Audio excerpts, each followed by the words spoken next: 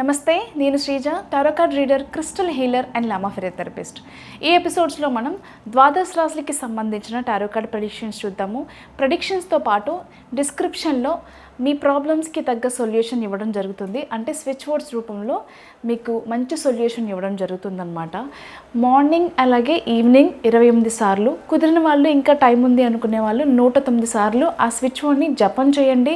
ఖచ్చితంగా మర్చిపోకుండా బ్రేక్ ఇవ్వకుండా చేసినట్లయితే కనుక ఏదైతే ప్రాబ్లమ్స్తో మీరు ఇబ్బంది పడుతున్నారో దాని నుంచి బయటపడే అవకాశం ఉంటుంది. అలాగే మన వీడియో చూస్తున్న ప్రేక్షకులందరికీ కూడా ఒక చిన్న రిక్వెస్ట్, అదేంటంటే ప్రతి ఒక్కరూ కూడా మనకున్న స్వార్థపూరితమైన కోరికల కోసం దేవుణ్ణి మొక్కడం, దేవుణ్ణి మొక్కేది ప్రాపర్ వేలో మొక్కుకోండి. జంతు బలి ఇవ్వడం, లేకపోతే జంతువుల్ని బలి ఇవ్వడం ఇలాంటివి చేయకుండా ఉండడం మంచిది. రీసెంట్గా జరిగిన కొన్ని ఇన్సిడెంట్స్కి నేను చాలా బాధపడడం జరిగింది. కాబట్టి అవి ఇక్కడితో ఆగిపోవాలనేది నా కోరిక. వాటికి కూడా జీవం ఉంటుంది, ప్రాణం ఉంటుంది.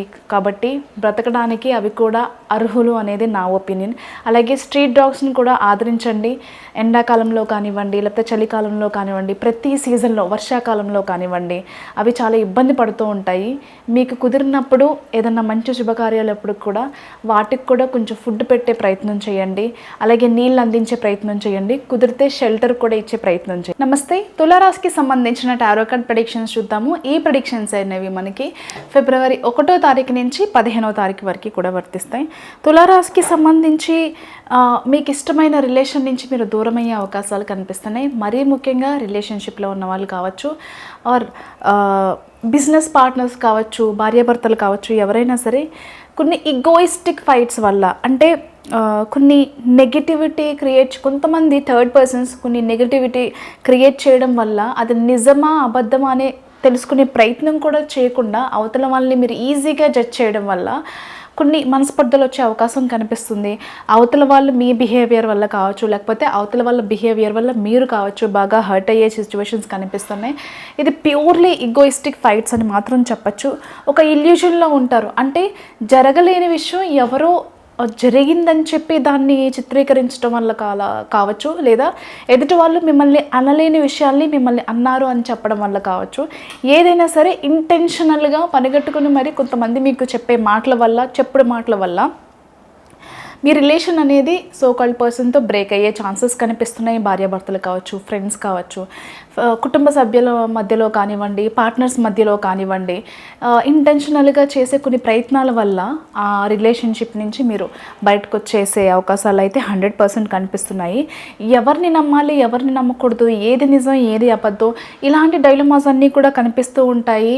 వీళ్ళని నమ్మచ్చా, నమ్మకూడదా, వీళ్ళని నమ్మి ఈ పని మనం చేయొచ్చా, చేయకూడదా, ఇలాంటి విషయాల్లో ఏది కరెక్ట్, ఏది నిజం, ఏది అబద్ధం, ఇలాంటి విషయాలన్నీ కూడా ఒకలాంటి మైండ్కి ఒక స్ట్రెస్ని ఇస్తాయి.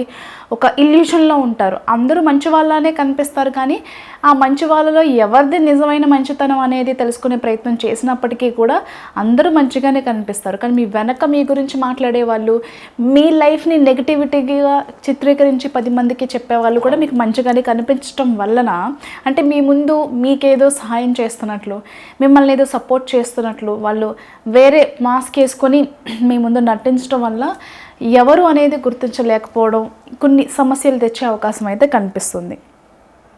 ఇకపోతే స్టూడెంట్స్కి అయితే చాలా ఫోకస్ అవసరం స్టడీస్ మీద, అది ఎవరైనా సరే. అలాగే జాబ్లో కూడా మీరు చేసే జాబ్ మీద చాలా ఫోకస్ అనేది అవసరం. ఈ మధ్యకాలంలో ఫోకస్ అనేది అటు ఇటు ట్రావెల్ ఉండడం వల్ల మీ వర్క్ మీద ఫోకస్ తగ్గుతుంది, డిటర్మినేషన్ తగ్గుతుంది.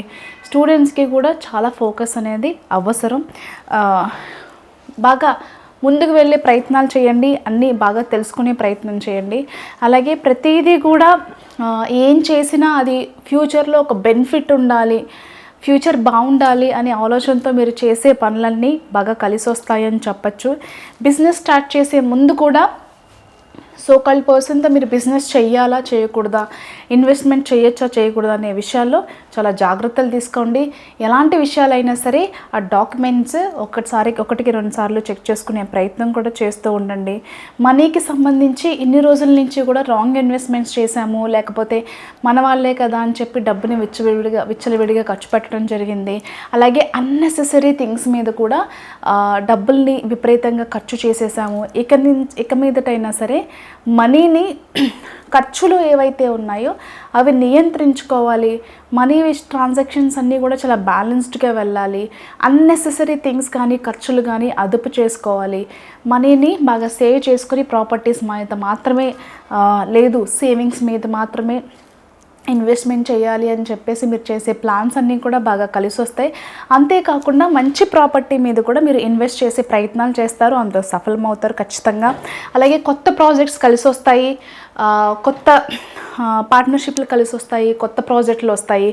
జాబ్ చేసే వాళ్ళకి కానీ బిజినెస్ చేసే వాళ్ళకి కానీ చాలా సానుకూలంగా ఉండబోతుంది, మంచి లాభాలు చూస్తారు. అలాగే మరీ ముఖ్యంగా విమెన్స్కి సంబంధించి ఎవరైతే ఎంటర్‌ప్రెన్యూర్స్ ఉన్నారో వాళ్ళకి బాగా కలిసి వస్తుందని చెప్పచ్చు.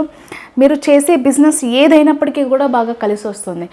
మరీ ముఖ్యంగా ల్యాండ్ రిలేటెడ్ బిజినెస్ చేసే వాళ్ళు ఎవరైతే ఉన్నారో real estate, constructions, jewellery, gold కానివ్వండి, ఇలా ఈ బిజినెస్ చేసే వాళ్ళకి బాగా కలిసి వస్తుంది. అండ్ మీకు ఈ ఇల్యూషన్స్ ఏవైతే ఉన్నాయో, ఎమోషనల్ ట్రామా ఏదైతే ఉందో దాని నుంచి బయటపడడానికి నేను డిస్క్రిప్షన్లో మీకు స్విచ్ వర్డ్ అనేది మెన్షన్ చేస్తాను. చాంటింగ్ ఎన్నిసార్లు చేయాలనేది కూడా మెన్షన్ చేస్తాను. కాబట్టి వీడియో చివరి వరకు చూసి డిస్క్రిప్షన్లో కూడా ఉన్న స్విచ్ వర్డ్స్ యూస్